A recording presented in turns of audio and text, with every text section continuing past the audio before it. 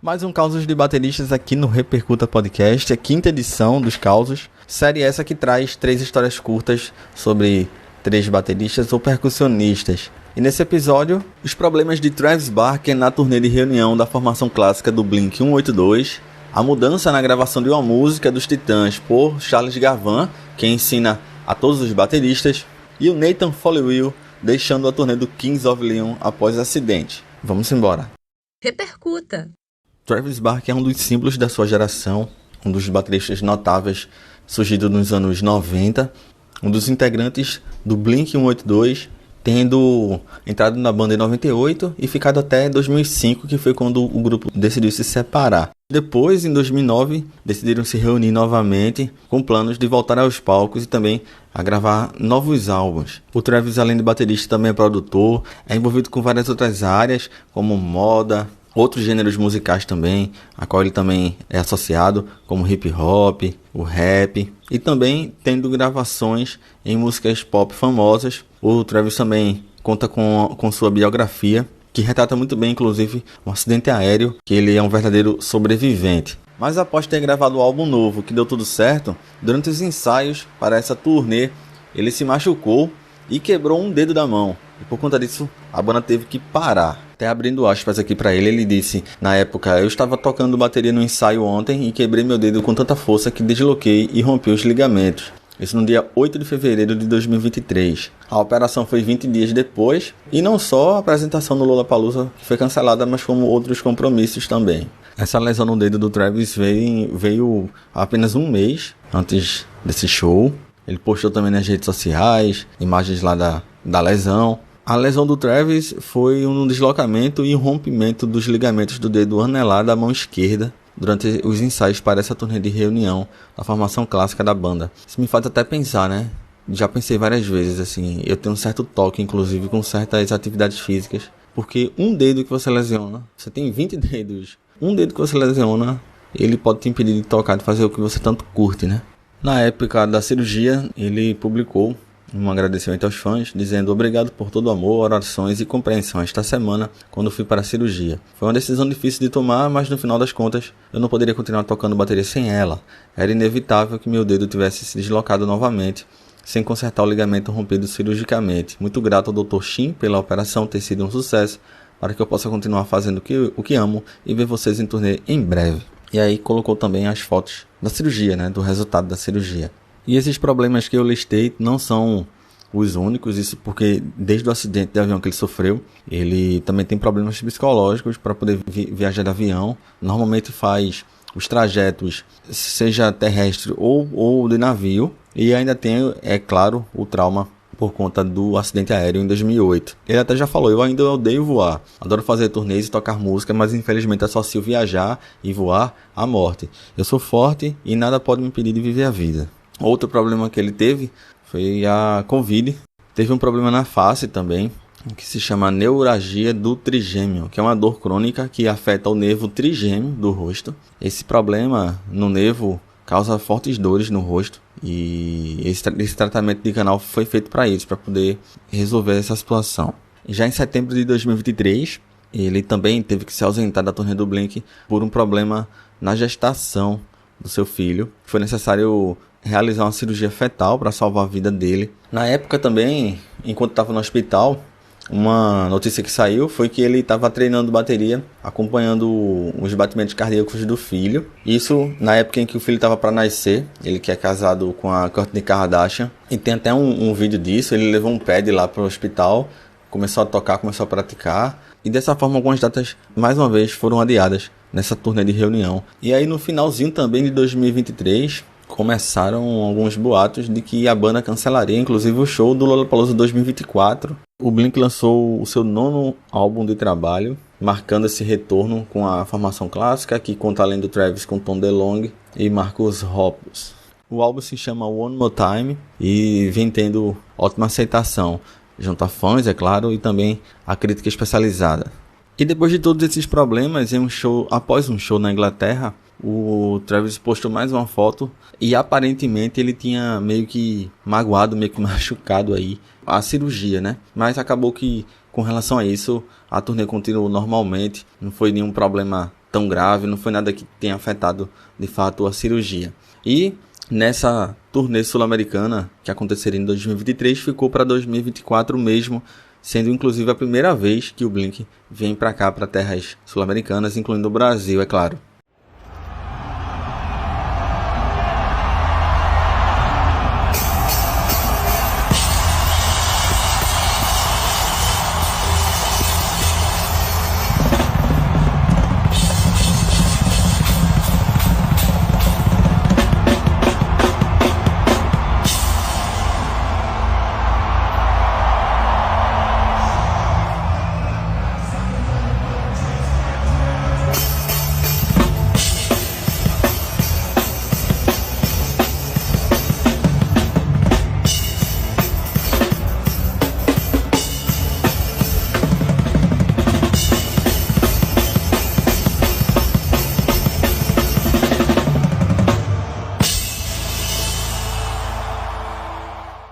Charles Gavan é um dos símbolos da bateria brasileira, um dos ícones do rock brasileiro. Ele que foi baterista dos Titãs de 85 até 2010, antes também chegou a fazer parte do Ira, e em 89 foi eleito o melhor baterista brasileiro pelo Prêmio Bis. Além do Ira, ele também integrou o RPM durante um tempo e também se associou a outros projetos musicais e também de comunicação em rádio, e também apresentando o programa Som do Vinil, programa consagrado que faz um microscópio ali em grandes álbuns e tendo grandes personagens também da música brasileira envolvidos e participando. Em 2010 o Gavan deixa os Titãs, mas em 2023, diante da turnê Encontro dos Titãs, ele retornou para a banda. Inclusive tem episódio aqui do Repercuta com o drum tech do Gavan nessa turnê, o Peterson Fernandes, é só procurar tanto nas plataformas como também a versão em vídeo, que o Peterson mostra inclusive detalhes do set do Gavan. É só acessar lá no meu canal Jade Tavares no YouTube, ou se você quiser a versão em áudio, é claro, em todas as plataformas de podcast. Mas o Gavan tá aqui, esse caos dele, por volta da gravação do álbum Jesus Não Tem Dentes no País dos Banguelas, de 87, e virou um caso clássico e ultrapassou inclusive a bolha da bateria. Isso porque na música Violência, há inclusive registro disso no YouTube, o Gavan estava propondo uma levada de bateria um pouco mais complexa, com algumas viradas que ele tinha composto. E aí o consagrado produtor Liminha, que estava produzindo o álbum, acaba tentando dar um direcionamento ideal para aquela música e durante aquele álbum acaba contestando o Gavan, e o resultado eu vou mostrar aqui para vocês na sequência.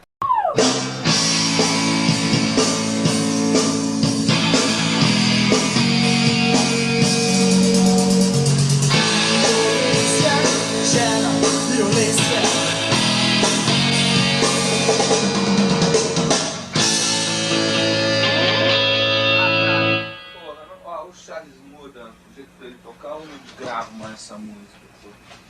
Não dá, porra, sabe? Tem que simplificar, porra. Não dá pra ficar dando solo de bateria nessa música, porra. Não dá. É muita virada, acaba, muda, vai entrar na segunda parte, você dá uma chamada. Sai da segunda parte, você dá uma chamada. E tudo, sabe, muito.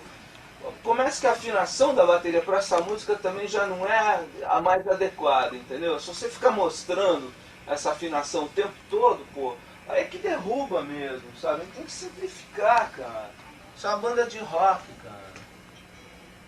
Você está acompanhando a banda. Você não é solo de bateria, você está acompanhando a música. Não, sabe? cara, claro que não. Não sei disso. É que tinha uma coisa virada, eu sei que isso amarra. Mas tá, mesmo. tá todo mundo se lembra, já mudou, já puxou o tapete, entendeu? Não dá, Pô, cara, sei lá, é minha concepção também tem.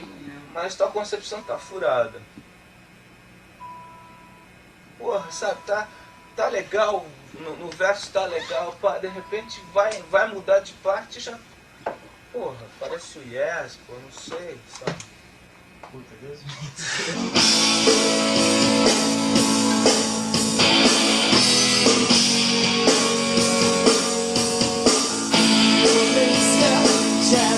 violência.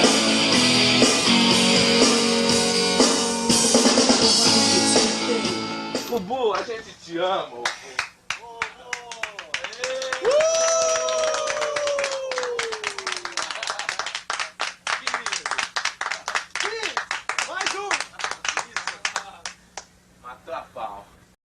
De lá para cá o Galvão falou bastante sobre esse caso, é algo que até nos serve, inclusive, de aprendizado, a coisa de você acompanhar a banda e de você fazer o melhor para a música, fazer o que ela pede. Eu cheguei até a ver em algumas palestras e entrevistas, ele fala disso até com bom humor, inclusive. Nessa turnê do Encontro, que iniciou em 2023, conta inclusive com a presença do Liminha, turnê essa que reúne a formação clássica dos Titãs. Esse álbum inclusive contou com a presença de algumas texturas, alguns sons sampleados, coisa que o próprio Galvão já falou em entrevista de 2022, abrindo aspas para ele aqui. O baterista de rock tem essa questão do momento da virada. Isso é imaturo. O que mais importa é o groove e a batida, o alicerce da banda. A virada tem uma função, mas é como se fosse um enfeite dentro da estrutura. Os enfeites aparecem quando você bate o olho em uma fantasia, é o que você vê. É onde o baterista vai mostrar o quanto ele é bom. Agora, nessa época do Jesus, que é o álbum, né, o Liminha estava experimentando também. Ele tinha comprado uma bateria eletrônica que tinha um banco de áudio de poucos segundos. Ele apresentou essa ideia de programação rítmica e queria botar coisas para o baterista tocar junto, que samplear outros sons e usar isso. Essa ideia foi do Liminha. Em vez de gravar de forma tradicional, ele resolveu usar essa bateria como ferramenta artística. Saímos sampleando sons de utensílio de cozinha. Falavam para eu tocar uma bigorna que tinha no carro. Até a assadeira eu toquei. Foi uma coisa meio Hermeto Pascoal. Tudo que produz som era usado. O disco ficou cheio disso. Tem um monte de sons esquisitos que nós mesmos criamos. Esse álbum em questão, Jesus Não Tem Dentes no País dos Banguelas, é o quarto álbum de estúdio da banda, lançado em outubro de 87, e que aborda o uso de experimentações com música eletrônica, meio que uma continuação da última faixa do Cabeça de Dinossauro, do disco anterior, que é a faixa O Quê? Nessa atuação do Charles, ele buscou adotar novas sonoridades para o álbum, e aí acabou expandindo um set de bateria que ele usava era menor anteriormente, e aí, é claro, tentando tirar o máximo dos recursos das novas peças do set ampliado. Esse trecho desse conflito do Galvão com o Liminha, ele está exposto inclusive no documentário, é uma extração do documentário sobre a banda, chamado Titãs, A Vida Até Parece Uma Festa. No fim das contas, o que fica de aprendizado é o que interessa para mim aqui, para nós, a mensagem, o que a gente pode levar para frente, né? Incorporar no comportamento da gente, né? No feeling, na musicalidade, enfim. No fim das contas, é por isso que eu trouxe esse caso para cá. De 86 em diante eu comecei a estudar bateria porque achava que para progredir como músico eu teria que de fato ter um professor, estudar o instrumento, buscar outras possibilidades para o instrumento. E no Jesus, que eu já tinha praticamente 2 anos de estudo, eu quis aplicar o que eu estava estudando. Mas na hora de gravar, de registrar o Jesus, não saiu tudo que eu havia ensaiado e treinado. Não saiu no meu instrumento. Pouca gente entendeu o que é aquilo. O que é aquele momento? Eu tentando fazer uma virada que não dava certo, era uma virada difícil, numa música fácil de tocar, que é minha do Brito, violência gera violência. Essa virada não saía. Peguei a ideia dessa virada de um disco do Dio, o Vini Appice, né? Appice porque é italiano, mas falam Appice, né? Irmão do Carmine Appice, enfim. O baterista que foi do Black Sabbath depois do Bill Ward. Esse cara tinha uma virada, eu tirei e falei, essa virada, me inspirei nessa virada para colocar alguma coisa dentro dessa faixa, mas eu não conseguia fazer. Então aquilo foi um estopim. Tem aquela explosão como, a gente está aqui parado, a gravação não prossegue. Ali acho que foi uma virada estética, porque também o som da bateria não estava muito legal ali, não tem explicação. Onde a gente montou não era o lugar onde a gente tinha montado por Cabeça de Dinossauro, né? E isso é muito importante numa banda de rock. A bateria, como é que ela vai soar dentro do disco. Para isso você pensa aonde ela vai ser montada, porque a bateria é um instrumento acústico, ela depende do lugar onde ela está. Você monta um lugar que tem pedra, o som é diferente do lugar onde tem madeira, ou de um lugar onde não tem nada, tipo assim, aberto. A bateria é um instrumento acústico, então, assim como o piano e outros instrumentos, ela depende do lugar, da ambiência. No Cabeça de Dinossauro a gente colocou num lugar ali nas nuvens, e ali no Jesus a gente mudou o lugar, e não estava soando bem. Peraí, vamos mudar a bateria de lugar, vamos recomeçar a gravação, que já estava em andamento, mas aquele momento ele explica bastante o ego do músico quando está gravando, assim, ao querer afirmar assim, olha como eu sou bom instrumentista, olha o que eu sei fazer. Isso é uma das grandes armadilhas, eu acho. Você querer colocar o seu lado como músico, o cara que está estudando, está se aplicando, um suposto virtuose, acima do trabalho da banda, da canção, né, do arranjo. Então a gente estava tocando uma música fácil, uma batida fácil, uma música inclusive era dos autores, que estava emperrando, não conseguia fazer um take por conta dessa maldita virada, que não saía e não ia sair aquele dia, não ia sair. Tem aquela explosão que foi muito pior do que está no filme. As pessoas acham que a gravação de um disco é só glamour, não é. A gravação do disco é conflito, discordância de ideias, entendeu? Parece progressivo, que para muita gente é um elogio, né? Parece o Yes, não sei o quê. Eu falo, eu bem jovem, né? Acaba comigo, né? Mas, pensando bem, sendo bem frio, assim, com distanciamento, eu estava nesse momento que a gente chama assim, eu estava só pensando em mim. Estava numa ego trip ali, definitivamente. Eu simplifico, tiro essa virada lá do take e gravo na primeira, que era ela que estava emperrando, né? E baterista tem sempre essa questão, bateristas de rock, de jazz, de pop, assim. O momento da virada é um momento especial do baterista. É uma certa imaturidade, infantilidade dizer isso, eu digo isso com propriedade, porque o que importa, o que mais importa ali é o groove, a batida, a firmeza, a solidez, é o alicerce da banda, né?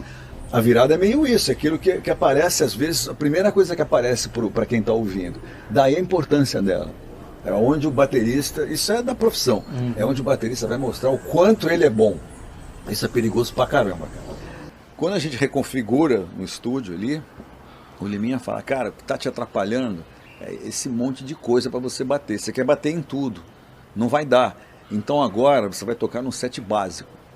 Ele impôs, não teve. Eu estava tão ali desfavorecido por conta dessa virada que eu queria. Tudo por causa de uma virada, hein? Olha só, coisa interessante.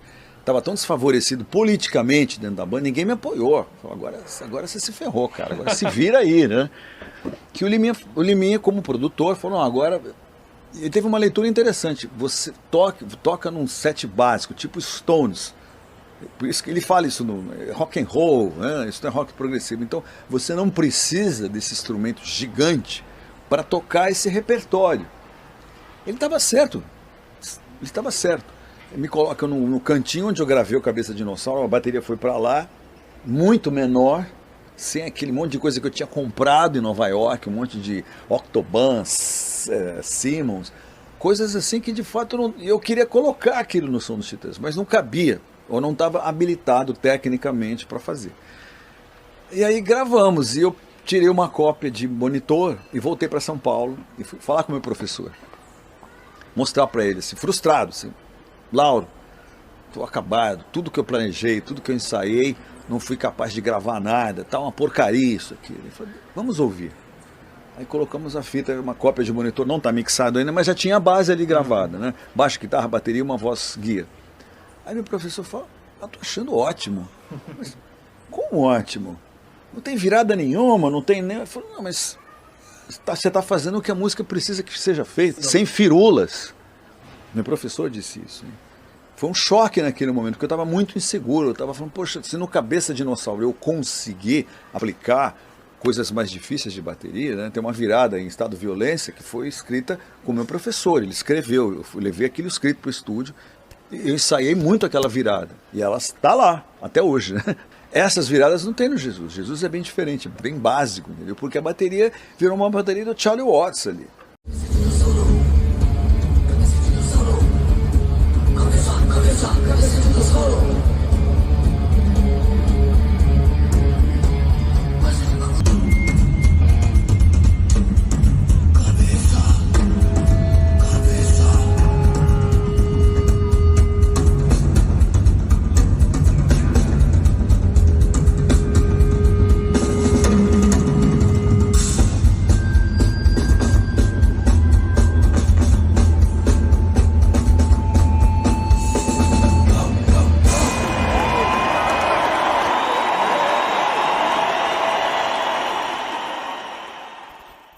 Nathan Folwell é baterista da banda de rock alternativo Kings of Leon, a banda que conta com 3 irmãos, além do Nathan, o Caleb e o Jaden, além do primo dos 3, o Matthew. Ele é membro fundador da banda, que conta, até a altura de gravação desse episódio, com 9 álbuns de estúdio, mas o Nathan tá aqui nesse episódio por conta de um incidente, de uma experiência não tão agradável, mas que logo foi superada por ele. Isso porque em 2014 a banda estava em turnê e em um dos trajetos de ônibus, ao tentar desviar de uma colisão, o motorista acabou freando bruscamente para evitar um atropelamento. Eles estavam inclusive voltando do show pro hotel, show realizado em Boston, e acabou que o Nathan se machucou, tendo inclusive quebrado algumas costelas. Por conta disso, o show seguinte, que seria realizado em Nova York, foi cancelado e o Nathan teve seu tempo necessário para recuperação, mais alguns shows na turnê à época foram cancelados e a banda inclusive aproveitou o momento para se voltar para músicas novas. Já vinham trabalhando nesse material novo à época e acabou tendo um pouco mais de tempo para se dedicar exclusivamente a isso. O Kings of Leon é atração no Lollapalooza 2024, substituindo o Paramore. Várias passagens no Brasil com shows em 2019 no Lollapalooza, em 2005 no Rio de Janeiro e São Paulo, 2010 no Festival SWU, em 2012 tocaram em São Paulo e 2014 também em São Paulo, além do Rio de Janeiro.